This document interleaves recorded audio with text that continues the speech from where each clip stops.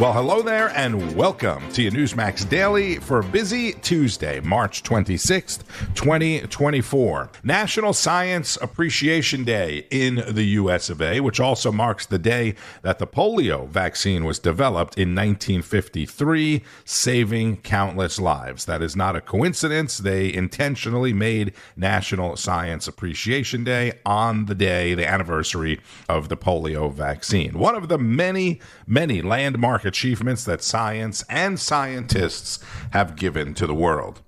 After being ordered to pay $175 million yesterday, former President Donald J. Trump is becoming a lot wealthier today, as Trump Media and Technology Group, owner of his Truth Social platform, officially began trading on the NASDAQ stock exchange this morning as a result of its deal with Digital World Acquisition Corporation, which we have discussed before, and the haters are losing their minds. They are beside themselves due to what happened yesterday and the fact that Trump is getting richer today. More on that and the reaction to yesterday's court rulings in a moment. First, we do have a couple of major headlines from overnight. We lost one of our sons today, and it is extremely painful. It's extremely painful. That's New York City Mayor Eric Adams in a news conference last night after an NYPD officer was shot and killed by a career criminal while conducting a traffic stop in Queens just outside of Manhattan. 31-year-old officer Jonathan Diller, a married man with a young child. His partner shot the suspect, who is expected to survive. I'm assuming his partner didn't empty the magazine. It is the good guys against the bad guys. And these bad guys are violent. They carry guns. And the symbol of our public safety, which is that police uniform, they have a total disregard for. I certainly wasn't expecting to start out today's daily with Mayor Eric Adams, but you just don't know what the day is going to bring. The suspect, as I mentioned, another scumbag thug that should not have been on the streets, and maybe in some other states he wouldn't have been on the streets. In Baltimore, Maryland, tragedy and disaster overnight after a cargo ship struck the Francis Scott Key Bridge that stretches over the beautiful Baltimore harbor. There were workers on the bridge at the time, as well as vehicles. And at the time of this recording, 2 people had been rescued. Search and rescue efforts were continuing. And let's go back to New York. Yesterday, an appeals court said that former President Donald Trump would be allowed to post a $175 million bond to stave off a nearly $500 million civil judgment against him and the Trump Organization. A significant win for the former president, who spoke publicly in New York after the ruling. Thank you very much. Judge Ed Gorin has done a terrible disservice to the state of New York. What he's done is terrible. Businesses are fleeing, and you see that. We just released a statement on Truth. Businesses are fleeing, and crime is flourishing all over the state, and what he's done is such a disservice and should never be allowed to happen again. New York State is being battered by his decision. So I greatly respect the decision of the appellate division, and I'll post either $175 million in cash or bonds or security or whatever is necessary very quickly within the 10 days. And I thank the appellate division for acting quickly. But Judge Gorin is a disgrace to this country, and this should not be allowed to happen. Thank you very much. Donald Trump Jr., as you likely know, is the executive vice president of the Trump Organization, and he spoke about it with our Rob Schmitt. Let's be real for a second. $175 million is still outrageous. The bond here should be zero. There's no crime. There's no victim. This should all be tossed out. Clearly, Rob. I mean, $175 million when the alleged victim for the alleged crime is on the stand on behalf of us, saying not only were they paid back in full, but they made hundreds of millions of dollars. We never missed an interest payment. We never did this. This is nothing more than a political persecution. While obviously $175 million is a lot better than $500 million. I mean, it's funny money to New York State. That's the problem. It doesn't matter. It's still egregious. It's still ridiculous. But, you know, at least with $175 million, you can post that bond in cash. The reality is bonding companies for private businesses. They've never even heard of a $500 million bond. And again, especially when the alleged victim is testifying on your behalf, saying not only did they want to continue doing business with us, they wanted to do more business with us, and they used our business and our book of business as their feather in their cap for the other deals that they're working on. I mean, it's truly dystopian stuff, Rob. It's funny, but it's not. You know, it's like you're watching this and you're like, this is all just such a joke. Happening. Yeah, but it's like, I mean, you have to laugh because at this point, it's like, do we really live in this society? Is this New York? I mean, it's so unserious. And the media reaction to the bond reduction was just as unserious and exactly what you would expect. Take a look at this. Honestly, this is so infuriating, I don't even know what to do. I don't even know if I care what the process is that these judges are arriving at. This is a different process for this person. We have decided that he gets his own private court of justice. This is an absolute travesty. It would not happen for anybody else. Anybody else, it would be like, sorry, buddy, you lost, pay up. For him, he gets his own set of rules. So the narrative from the media is that the justice system is always on Trump's side and he always gets it easy. Imagine believing that. It's so ridiculous. It's so, confounding, Rob. I mean, you have liberal Columbia law professors out there saying, we've never even seen anything like this. Don't forget, the ruling from Engoron, the $500 million plus or minus original ruling, was already ruled on 6 months ago by the appellate division. They said that 2/3 of the entire thing that he was talking about was thrown out 6 months ago. So he just decided to ignore the higher court, the appellate division, and the great legal scholars on television are just conveniently ignoring all of that. So the ruling that they want is the one that just totally ignores the appellate division, not today, but 6 months ago that threw these things out. They're basically just reaffirming that, getting it back down to that number while we go through the appeals process. But that's how ridiculous it is. So, yeah, if people are pretending that this is somehow Trump getting his way in a justice system that's been clearly weaponized against him, against conservatives, against anyone who's a MAGA fan, just look at the DOJ targeting people who bought Bibles. We don't live in a system where there's any sort of even semblance of equal justice under the law. We live in a travesty of a society these days if we're still pretending that is real. Donald Trump Jr. on Rob Schmitt Tonight. The guy on MSNBC said, if it were anybody else, they would say, sorry, buddy, you lost, pay up. Well, if it were anybody else, they would not have had a $450 million fine for a victimless crime. This is what legal experts have to say. Joining me now to discuss is former U.S. Attorney for Washington, D.C. and former Chief Counsel for the Senate Rules Committee, Joe DiGenova, along with former Chief Counsel for the Senate Intelligence Committee and former Senior Justice Department official, Victoria Tunsing. Welcome to you both in a happy Holy Week. Victoria, what does cutting the outrageous bond amount signal to you, and how is it going to factor, if at all, into the appeal? Well, Chris, it's still $175 million too much when you compare it to other things like Bernie Madoff's bond was $10 million. I mean, it is absolutely ridiculous. But it seems like some of the judges in New York said, oh, dear, we are losing some money here. Maybe we better straighten it out. But it's not nearly enough because this was, it's a baseless trial, a fraud without a victim or a loss. So there it is. It should go poof. And that's what should happen. There it is. Well, Letitia James responding to the bond ruling in a statement, quote, Donald Trump is still facing accountability for his, quote, staggering fraud, $464 million judgment plus interest against Donald Trump and the other defendants still stands, end quote. Joe, given that there were no victims in this case, as Victoria was saying, shouldn't the bond be zero? And respond to Letitia James, if you would. I think it should be zero. I think the case should ultimately be dismissed. It's not going to be dismissed right away. But Letitia James made, again, extrajudicial statements out of court, which are prejudicial to the defendant. They influence the proceedings in front of the court. There should be disciplinary proceedings against her by the bar, but there have been none, and there are likely to be none, because the bar in New York has become a disgrace. They rubber stamp this type of unethical, unprofessional behavior. And yet they go after somebody like Rudy Giuliani for making statements in pleadings in court in a legitimate case.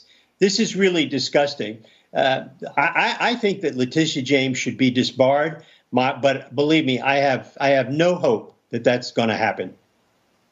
Well, that's true. There's a lot of things falling by the wayside, a lot of Americanisms falling by the wayside, and now socialist-dominated New York. That's Chris Salcedo, host of the Chris Salcedo Show. And in Donald Trump's other New York case involving a payment made to porn star Stormy Daniels, the judge in that case ruled that it will go to trial next month. Back to Chris.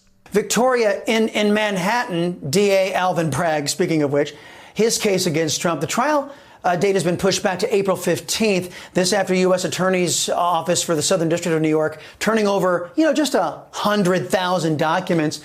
We should remind everybody out there that this case was a misdemeanor that had its statute of limitations run out. And with fairy dust and unicorn poop, Bragg turned it into a federal felony. Lefties are politely calling it novel legal theory. Insane legal experts are calling it complete wacko. What do you think the feds waited so long to drop 100,000 files for? Because it was information that would have helped Trump. But I don't know why the judge has been so lenient with the failure to turn over 100,000 documents. That's almost impossible to get through and figure out how to use. But here's the thing, Chris, you rightly said that it was a misdemeanor turned into a felony. We really don't know how. We heard from Alvin Bragg, well, maybe federal election law. Well, what business does a state prosecutor have determining federal election law? But here's a really important point. The FEC, the Federal Election Commission, looked at that payment and the statement of legal fees and said, no problem. But guess who they had a problem with? Who put legal fees in for Russia? Hillary Rodham Clinton, who got fined over $1,000. Yep. Well, Joe, I've only got about 45 seconds left, but Stormy Daniels, the porn participant, is releasing a documentary while this so-called case unfolds. Do you think that's a coincidence? Oh, absolutely not. Everything related to this case is, there are no coincidences in this matter, just like there are no coincidences in Washington. This is an effort on her part to use her participation in the trial to make money. Not unusual for somebody in her profession to use herself to make money. But the bottom line is it's going to influence the case. It could adversely influence the jury. The judge made a mistake by not continuing the trial further. Having this case on April 15th is an embarrassment to the court. That's not nearly enough time to review the documents. So again, the cavalcade of judicial idiocy continues in New York. That is attorney Joe DiGenova, the former U.S. attorney for Washington, D.C., and former chief counsel for the Senate Rules Committee on the Chris Salcedo Show, which is 4 o'clock Eastern on Newsmax. Check it out. After all of this, the Biden-Harris campaign yesterday issued a statement calling the former president weak and desperate, both as a presidential candidate and as a man. And they say he's pushing voters away. Today, the president, Biden, and vice president are in Raleigh, North Carolina, preaching Bidenomics. I have a good friend that lives in Raleigh. I texted him this morning. He used to work for Fox News Radio in New York. I sent him a text saying, I know you're going to the Biden-Harris campaign event today, right? And his response was, I'd rather be going for a colonoscopy. All right, for more on President Biden and the campaign, here's Greg Kelly. Joe Biden may be in the White House, but he's still in the basement. Absolutely. I don't know if it's technically downstairs or upstairs, but he is in hiding just like he was in 2020. Remember that? COVID was the big excuse. Joe got to stay in the basement, 1 or 2 media appearances max a week, never really on the campaign trail because he was a gaffe-prone machine. Anything could happen. They exploited, to the hilt, COVID. It protected Joe Biden. And the cases against Donald Trump are their protection for Joe Biden. It's like the new basement. The cases against Trump, if you've been watching this show, you know, and I know, that everything that's happening to him is a crime. These are fraudulent prosecutions, no doubt in the world. However, I was a little bit naive because I would seize these cases and read the indictments and just drill down and prove how that's false and how they're railroading him. But I just joined in to the noise. Granted, most of the noise was on the other side disagreeing with me, but altogether, it sounds kind of like this. All right, that's enough. All day long, it's about Trump. Today especially, tomorrow, yesterday, that's it. These criminal cases. And what does that mean for Joe Biden? You know, this should be a referendum on Joe Biden's presidency, but somehow it's not. Joe Biden lost a war in Afghanistan. We all saw it. Is anyone talking about that? This is his legacy. How often is he confronted with new, fresh questions about Afghanistan? Virtually never. How about inflation? We're still in the grips of it. I mean, what? I buy lunch, I eat out. It is insane. I'm making tuna fish sandwiches from home now and peanut butter and jelly. My wife actually makes them. I'm not going to buy lunch out. Nobody is. The Ukraine invasion, everybody knows. 61% of the American people believe that this would not be happening if Donald Trump were still president. And what about the border? That's Joe Biden. All right, that's him. And for every indictment, for every case, for every hearing, for every motion, we're not talking about this. We're not talking about the transgender mess that has been encouraged and embraced by Joe Biden, the sexualization of children. The moment in America has been designed really to protect Joe and hurt Donald Trump. I don't agree with everything that Chris Christie says. Remember Chris Christie? But he kind of nailed it when a few months ago he predicted that Joe Biden could not really sustain a presidential campaign. Do you see Joe Biden on Air Force One doing 7-8 campaign stops a day at 82 years old and being effective? Can you imagine how many gaffes there are going to be in those speeches? How many mistakes? How many outright falsehoods there'll be? Not because of any other reason. He's just making it up. Look, he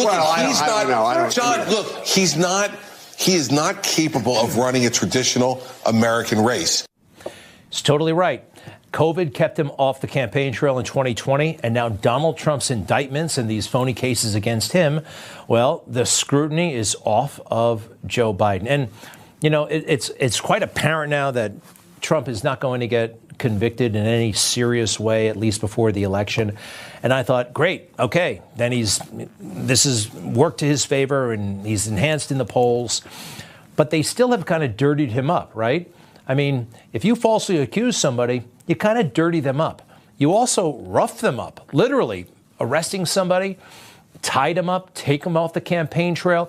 Even if they don't get a conviction, some of this plan has already worked for them, but it does also look like it's backfiring, doesn't it?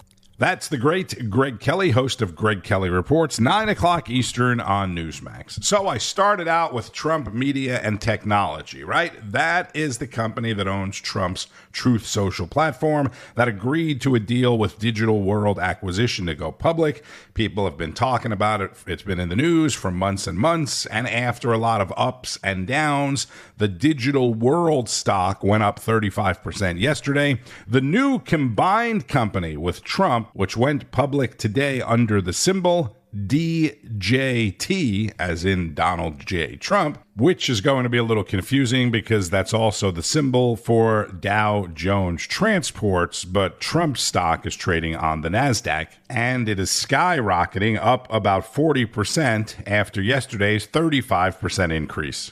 Now, Trump will own more than 75 million shares of the company, so even at $2 a share, that'd be $150 million. But his value is expected to be near $4 billion. He won't be able to sell any of the stake in the company, however, unless the company's board makes some changes to a provision that prevents company insiders from selling shares for 6 months, which is pretty typical in these kinds of deals. Sometimes, more often than not, it's a year or 2 years. Also on the business page today, several CEOs of U.S. companies, including Pfizer and FedEx, have been in China for the China Development Forum, which actually ended yesterday. But some of them were reportedly invited to stay longer and meet with one of the top China leaders, according to Bloomberg. And it is believed that that top China leader will be Chinese President Xi. who you may recall met with some of the same CEOs in San Francisco last year. You remember when they cleaned up the streets and pushed the homeless camps out because the president of China was coming to town, but they never did that for the people of San Francisco. And the CEO of Boeing, David Calhoun, says he is going to step down amid all the problems at that company ever since the door blew off of one of their jets in mid-flight. I'm sure you remember that. All right. Follow all the news all day long and all night on Newsmax. It's available on most major cable systems, and make sure you have the new Newsmax Plus app. Go to newsmaxplus.com, get signed up. You can get a free trial. It includes all of your favorite shows and hosts like Rob Schmitt Tonight, Greg Kelly Reports, The Balance with Eric Bolling, Greta Van Susteren, Bianca De La Garza, Carl Higbee, Wake Up America, and more, with fantastic analysis, special programming, documentaries, and more. That's newsmaxplus.com. Thank you very much for stopping by and checking out the Newsmax Daily. I appreciate that. I'm Tony Marino. Enjoy the rest of your day. Keep the family of Officer Jonathan Diller in your thoughts and prayers today, as well as the folks in Baltimore, Maryland. And keep on fighting the good fight. News breaks every minute, every day. You need the app, the Newsmax app. Find it free on your smartphone store. Then watch us anytime, anywhere. Greg Kelly over at Newsmax. The Newsmax people have been really, really terrific. Newsmax has been terrific.